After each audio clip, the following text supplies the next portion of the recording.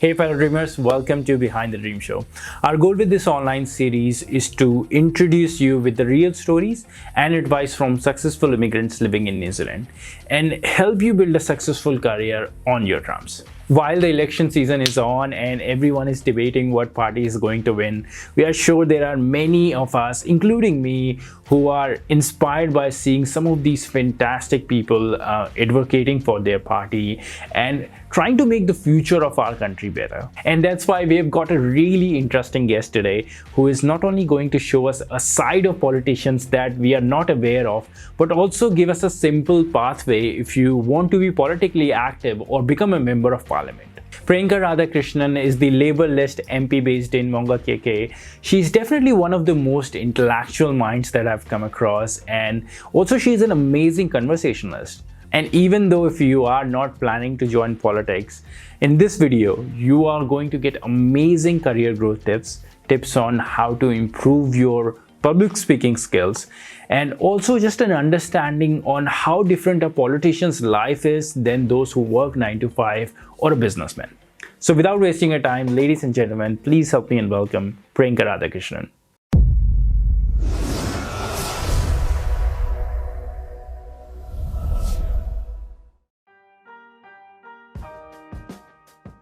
Hello Priyanka, welcome to Behind the Dream Show. Hi, Rachit. How are you? I'm very well, thank you, and thanks for having me on your show. Yeah, glad to have you here. All right, Priyanka, I'm not sure if someone has asked you this question on camera, but I would like to know what profession you would have taken if you were not an MP today. Well, I've only been an MP for one term, and prior to that, I was both a social worker and a policy analyst. So I probably would have carried on in that vein. Yeah. Most of my life before entering Parliament was in the non-profit sector, as a social worker. So you've spoken a lot about your childhood, that you were born in Chennai and then you moved to Singapore at an early age. So tell us a bit about that, what you were doing in Singapore during your last years, and how was your first few years in New Zealand? So I grew up in Singapore virtually for most of my life before moving here to New Zealand. But we used to go back to India every year and spend about a month and a half with grandparents. And I've traveled around India as well. Extensively. Just before coming to New Zealand, I was working in Singapore with a women's rights group called AWARE, the Association of Women for Action and Research. And I decided to come to New Zealand when I was at a point of time in my life where, you know, I was a young adult. I'd grown up in Singapore. Anyone who's familiar with Singapore will know that it's a reasonably comfortable life. My parents were the quintessential migrants, worked hard, provided for my sister and I. But I wanted to get out of my comfort zone and go to a place where I didn't know anyone. All right. That I'd never been before, and sort of chart my own course in a sense. And so I came here to study. I came here as an international student, went to university in Palmerston North, did a huge amount of research as to where I wanted to go to uni here, because part of what I wanted to do was to get away from a big city. And so for me, why is that? Because that was what I knew. That's what I'd grown up with. And so if I wanted to get out of my comfort zone, then I wanted to go somewhere that was more rural, that had much more sort of greenery, wide open spaces, less buildings. Yeah. Just, I guess, the opposite of what I'd known. And so I picked Palmy and landed here in the middle of winter in good old Palmerston North. Nice. So what was your first job in New Zealand? My first job here would have been when I was at uni in Palmy, and I was the lotto girl at Pack and Save. Oh, okay. All right. Yeah, it was good fun. So how did this transition happen for you? Like, how did you end up in politics? I think I've always been, to an extent, my family was always politically aware. We weren't party political. One could argue that there's not much point in Singapore. But we were always taught from a young age to question the status quo. injustice, and had conversations like that at home. And then when I came here after university, I worked with an organization called Shakti, which is a refuge organization for women of Asian, African, and Middle Eastern origin. And my boss at the time, one of the women who started the organization, was standing as a Labour candidate. Oh. And that's actually how I got introduced to the Labour Party. Mm-hmm. And I joined the party 2 years after I came to New Zealand, and then found out that the values that the party was founded on out of the labour movement, workers' rights, social justice, the power of the collective, of solidarity, those were values that reflected my own. And so I stayed with the party. I never once thought of standing, by the way. Okay. That's not why I got involved. Right. I got involved because both the values, but also Helen Clark was Prime Minister at the time. Right. And the Labour Party in government was the only party that I felt had done anything constructive for migrants. Mm-hmm. And so I liked that. Right. That was the time when the Office of Ethnic Communities was started. Chris Carter was the Minister for right. Ethnic Communities, right. Ethnic Affairs, I think it was called then. So I got involved that way, did everything that volunteers in a political party do. So knocked on doors, made phone calls during elections, leafleted. I also got involved partly because I felt that people from our communities needed to have a say internally within the party right. as well, within the party decision-making structures. And so I focused a fair bit on the inside, right. both from a policy perspective, but also from ensuring that we're at decision-making levels. Yeah. So tell us a bit more in detail that how actually you applied for this thing, like how the whole process is like. Right. Yeah. So literally it's as easy as jumping online and signing a membership form. And then you get involved. So you become a member of the party. You also should try and make some connections. And I did that. In a way, it kind of happened for me because Farida, who was my boss at the time, was standing. Right. And so I sort of got involved with her and got to know other members across New Zealand who were Labour Party members. So once you become a member, you kind of get entrenched in that structure in a sense. Like any organization, you meet other people, you find people who are like-minded, and you work with them. So that partly it's the social aspect of being involved with like-minded people who are working towards the same thing. Yeah. But partly, I think I've always, coming from the NGO sector, where part of my role was to lobby government for change, there was that aspect of being able to push for change through the party vehicle as well. So in terms of process, you literally just join a party. Okay, that's easy. Yeah. Right. So I'm going to take you down to your memory lane and tell us, how was your first day in the parliament? Gosh, it feels like it was a lifetime ago now, and yet it was just about 3 years. You know, my first memory of heading to Parliament's quite funny, because we got a taxi and, we were going to the airport. My in-laws were coming with us and Ewan came with me. So the four of us were going to the airport to jump on a flight and get to Wellington. And my taxi driver was Indian. And so he said, we were chatting as you do, sitting up front and chatting with him. And he was like, where are you going? And I told him, I was like, well, I've just gotten to Parliament. It's my first day, literally. And I'm heading to the airport to go to Parliament buildings. And he said, oh, and you're just taking a taxi? Like, you don't have fanfare like band baja? And I was like, no, it's just, you jump in a taxi and a plane and you go and start work. Yeah. That's basically it. And then sort of getting in there, for me, for a few months, I would just walk down the, corridors of power, as they call it, and just marvel at the fact that I was actually there. Yeah. And there was just this overwhelming sense of privilege to be there, but also a sense of, now what am I going to do? Now that I'm here, this is in a sense just the beginning. So you work for years to get there, but once you get there, you've got to use that privilege to do something. So it was a funny few days, or actually a few months, when I got into Parliament, with that sort of, in a way, weighing on you, but you feeling that, you've that also just the sense of marvel at being there. So yeah, it was a mix of emotions. You've also got your maiden speech to prepare your first speech in the House, which you definitely don't want to screw up because, that's there for posterity. And so trying to figure out what it is that you want to say in that. So yeah, just a whole mix of excitement and a whole bunch of emotions, really. Right. That's very interesting. So now you're an MP. So tell us how your day look like. Like, I'm sure you do a lot in a day, but try to give us a flavor of what you actually do in a day. Yeah, that's a tough one because no 2 days are the same for us. And I guess the biggest difference would be between the days that we're in Parliament and the days that we're here in Auckland or in the electorate, basically. So if I were to tell you about a day in Parliament, so when Parliament sits, we're there from early Tuesday morning through to Thursday night. And then we're here in the electorate from Friday through to Monday. Okay. And that's the general schedule when Parliament's sitting. Okay. So I'm usually on a 6:30 flight on a Tuesday morning. Get to Parliament, straight into it. We have, caucus committees that are subject-based, that kind of loosely align with the select committees that we're on. So we start with caucus committee meetings. We've got a caucus meeting that the leader, in our case, the Prime Minister, chairs. And then just a whole series of different meetings till, you usually get about half an hour for lunch. And then the House sits from 2:00 in the afternoon, starting with question time. Right. And so you have to be there for question time from 2 to 3.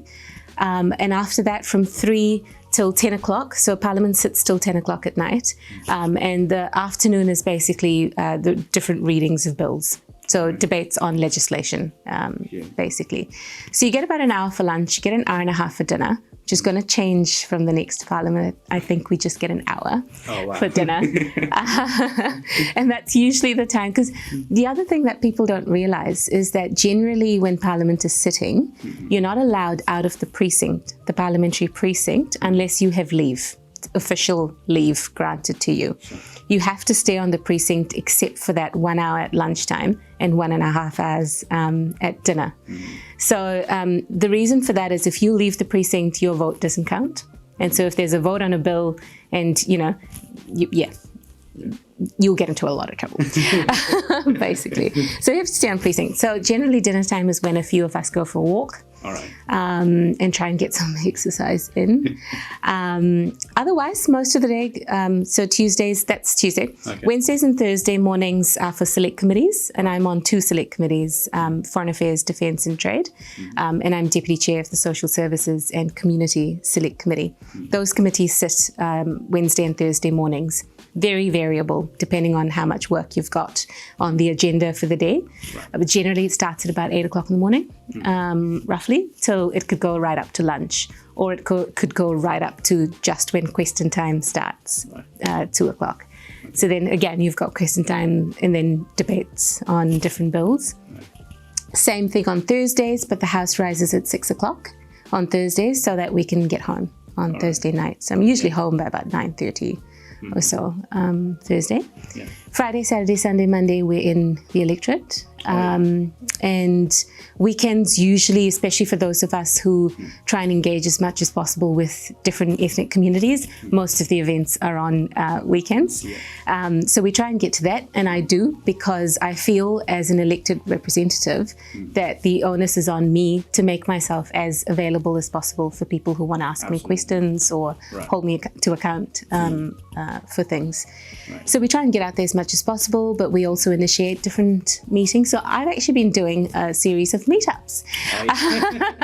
True. So I was really interested in yours. Yeah. And I've been doing that for the last couple of years with younger people from different ethnic communities, because I felt, especially when I was, right from the time when I was working for Phil, and my role was to engage with our communities, I would go to a lot of events that were either cultural or religious or, whatever I'd get invited to. But I felt that I couldn't find younger people, so sort of between mid-20s to mid-40s, from different communities because they weren't at those events and they weren't at those organizations. And so I started my own database of people who were progressive, who, wanted to push for change in various things. And a couple of years back, we started doing our own little meetups to provide a platform for people to come and tell us, of this demographic, to come and tell government what they wanted to see in terms of change. And that's been going really well. Yeah. What's the name of the meetup? It doesn't really have a name yet. Oh, yeah. Okay. So how can people join it? We've got a Facebook group, All right. which has the most boring name at the moment. It's like Ethnic Communities Meetup or something. So we need to work on that. We need to find somebody who sort of help run it and, make it relatable because, I'm only just in that demographic myself. I guess we should also talk a little bit about the monetary terms because if people are going to commit to such a busy profession, they should know that how much they will be earning. So how much a new MP would earn? I think the base for a backbench MP, new MP, is about 160,000-ish. Right. I'm rubbish at figures, to be fair, but this is all public information, so people can Google this and find out how much we earn. And also, if you're a chair or a deputy chair of a select committee, you get a bit more.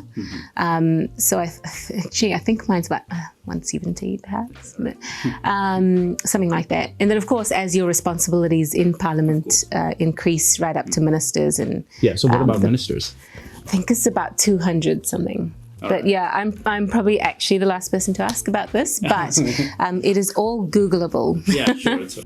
So do you think personality plays a big role in becoming working in political space? Working in it or being successful in it? Okay, you can explain that.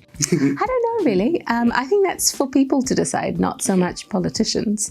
We're there for a purpose.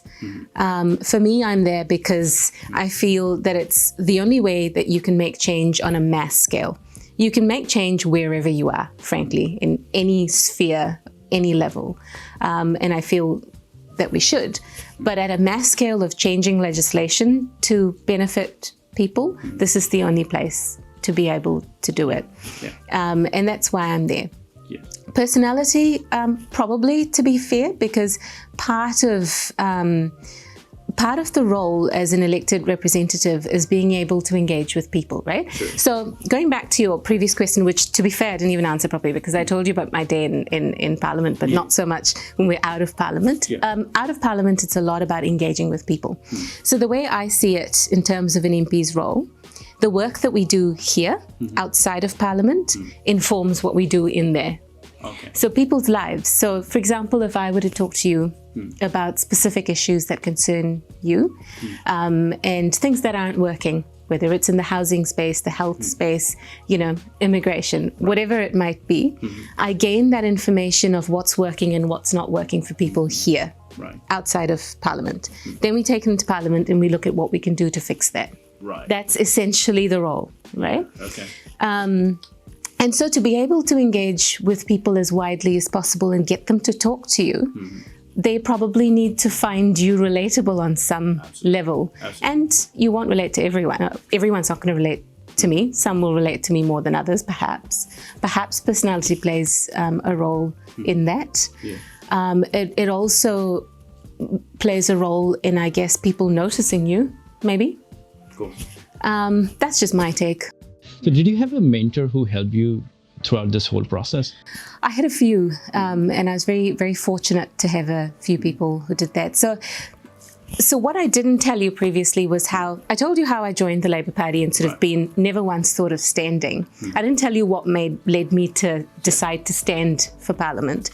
It's a long story, but to cut it short, I was at that point back in Wellington. I was doing my masters. I was still working for Shakti. Moved to Wellington to start their centre there, but also did my masters at Victoria. One of the papers that I did. We had with us a former senior cabinet minister who was on his way out. I think it was his last term in Parliament. Pete Hodgson used to be our health minister, one of the Labour Party strategists, and just an incredible MP and minister when he was in there. Anyway, he did a paper with me. We ended up, doing a group project together, and we got really friendly. And at the end of that, he hosted us in Parliament for a little dinner, just our little group.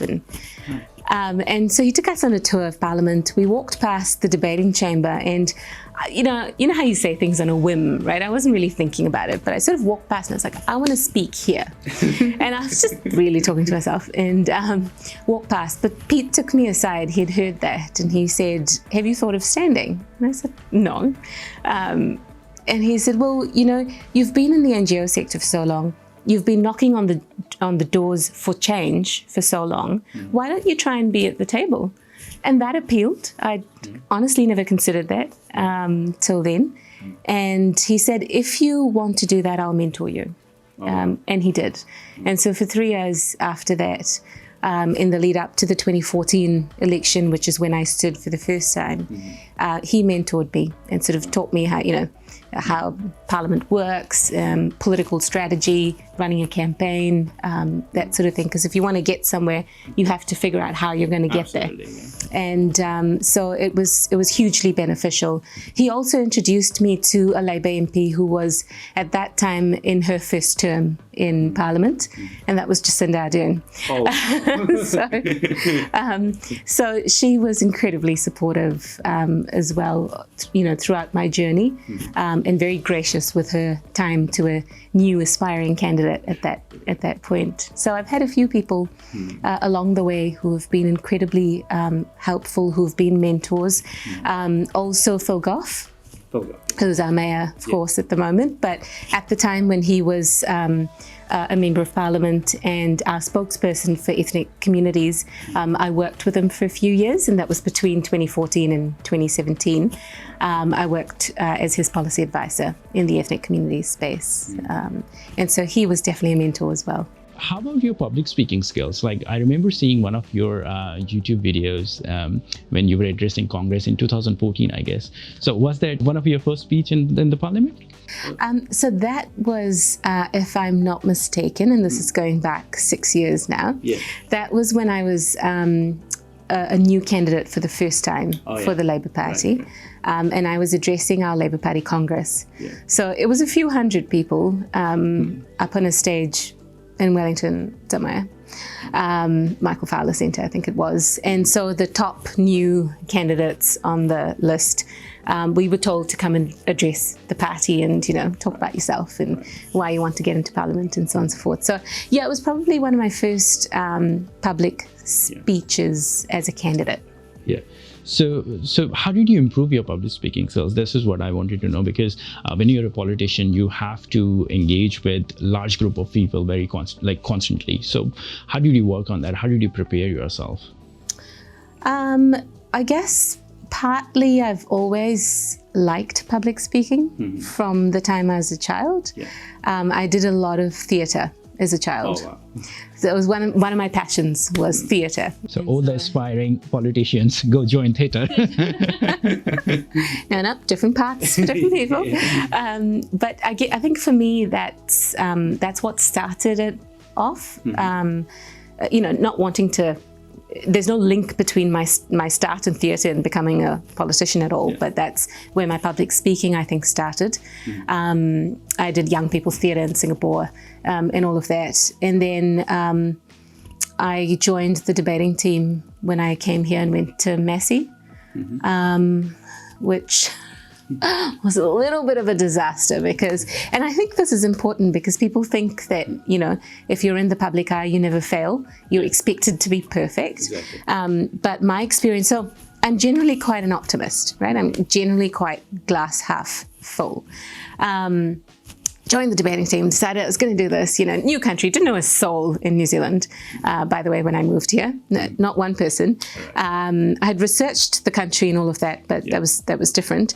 Joined the debating team, and we did a series of impromptu debates against another university, I don't remember which one. Right. And my topic was whaling. I knew nothing about whaling. And so I got up there to speak and I just completely froze. Like all my nightmares were realized on that one stage. I just couldn't speak. I couldn't do it. And then I thought, that has always stayed with me to an extent, and that's made me prepare really well. And that's what I do now. So if I need to speak, and you're right, as a member of parliament, there are lots of speeches. There are debates in the House where you have to get up and speak on a bill. And there are speeches at various events that you go to and things like that. So I make sure that I prepare at least a little bit. And I know, I have 2 points that I want to make at this thing. I also used to play a little game when I was working for Phil. Because at that time, it was a funny space between the two elections, 2014 and 2017, where in some spheres I was seen as a candidate still, but I was also working for Phil. So there was a little bit of a...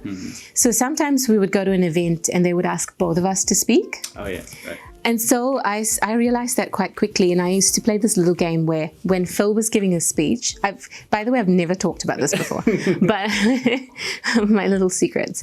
When Phil's giving a speech, I would sit there and listen to what he was saying and think of, if I'm asked to speak, how can I add value? How can I add something to what he said without just repeating? Because then there's no point, right? If you're just going to get up and say the same thing that... somebody else has said. That meant that I was always prepared. If I was asked to speak without being given any notice, I got into a habit of trying to see what I could say that would add some value here. And I think practice at the end of the day is what makes you... I'm still not, I've still got heaps to learn. I listen to other people and think, oh my God, they're really good. I do enjoy it though. Yeah, sure. So what's the best part about your job? The best part of my job. I've got 2 responses for that. One was, so this term in Parliament, at the start of the term, I was on the Justice Select Committee before I swapped off and went to Foreign Affairs, Defence and Trade. While I was on the Justice Select Committee, there was a bill that was pulled from the ballot, so a member's bill, that would make a change to, the Marriage Act in New Zealand means previously stipulated that if you were 16 or 17 years old and you wanted to get married in New Zealand, you needed parental consent, right? So your parents had to say yes, and then you could go off and get married. Now, part of the work that I did before getting into Parliament was in trying to fix forced marriage that happens in different communities. Different from an arranged marriage, because in a forced marriage, one or both parties don't have a say. There's no choice, there's no consent. And that is an issue that when I was working with Shakti, I was working on a lot. That's what my master's thesis is on, first piece of research in New Zealand on forced marriage, because I was working with younger women generally who were either threatened with or put in that position. And I won't go into all the rationale and the reasons for it, but it's an issue. It was a hidden issue in New Zealand, not one that many people knew about, and it's a form of violence against women, basically. So it's one that I have written and spoken to the previous Justice Select Committees on, done some research on it. I've worked with women on it. I've led a campaign on it. I've been part of, I won't say led, been part of a campaign to change legislation. One of the fixes or one of the changes that we pushed for was this in the bill.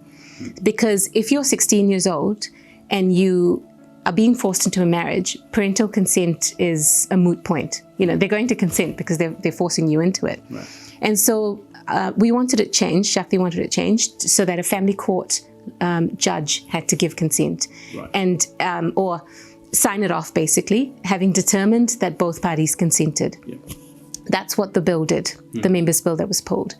I happened to be on the Justice Select Committee when that bill came to us. And so it was amazing, because this is an issue that I've been, pushing for change in on the other side. I get into Parliament, it comes to my Select Committee. I get to change the way that members were planning to vote on certain things at Select Committee based on the experiences of the women I've worked with. And so I got to say, well, no, this is why we need to fix this particular aspect of it, because blah, blah, I'll give you a reason why. And that actually changed the way people thought or were going to vote on that piece of legislation. And then I got to speak to it at the various stages of the bill in Parliament, right to the final reading. And for me, that's powerful, because that's what I'm in there to do, to use my experience to make things better for a group of people. That's one. And then in the other level, personal level, when, lots of people come to MPs with a whole host of challenges that they're facing personally and want help with. You can't, in certain things, it's not part of our role to get involved. If it's a court case, for example, MPs can't get involved. But in other cases where someone's, in a terrible situation when it comes to housing, needs some advocacy from you to push, procedure perhaps wasn't being followed properly by a government agency or whatever, and your advocacy can make a direct change to that person's circumstances, and that's powerful as well. So I think that ability to be able to actually affect change that benefits someone is the best part of the role. Absolutely. Yeah. And what's the worst part? On a personal level, for me, it's been the hours have been challenging because they are incredibly long. But more than that, just getting used to the hours is sort of, I really struggled in the first term to put any time aside for exercise. Eating healthy is really difficult because when you're in Parliament from 7 a.m. to 10 p.m., there's no ability to cook your own meals, and you sort of just eat whatever's handy. So that's been a real challenge for me. But also the flip side of being able to help people in situations where they come to you and you can't help them for whatever reason, or the myriad of issues that have been created as a result of COVID, where you can see that people's lives are affected, often adversely, but there's nothing you can do to actually affect change in that specific scenario. That's not great. So this is the question from one of our viewers, and he wanted to ask that what are some signs for young people that tells that you can become a politician? I don't know that there are specific signs per se, but so people often ask me what the pathway to politics is. And there's no real one pathway. There's any pathway can lead to, a role as a politician, basically, because being the House of Representatives means that you need people from different contexts with different perspectives and different skills. So virtually anything from that point of view can lead you there. I would feel, for me, I think you need to be someone who is not getting in there just from a profile point of view. You need to want to make some change. And so as a young person, you've got to think about what change you want to contribute to if you become a politician, or if you choose that pathway for yourself. Okay.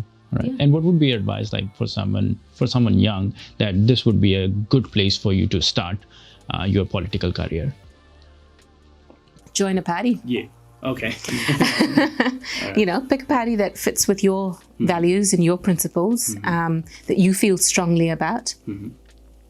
Join that. There's no, nothing good in life comes easy. You've got to work for it. That's very helpful. My last question is, what would be your one big advice for all the immigrants living all around the world? That's a big ask. What would I say to me? I would say, firstly, to anyone to just focus on doing what you do as best as you can do it. I think anywhere that you want to get in life, you've got to put your heart and soul into what you believe in and do that really well. Secondly, I'd say, there's a tendency, I think, for people who migrate to another country, and I include myself, I'm a migrant to New Zealand, to just get, and I need to be a little bit careful about this, about how I put this, to be just focused on the political, if it's the political sphere that we're talking about, back home, back in the home country.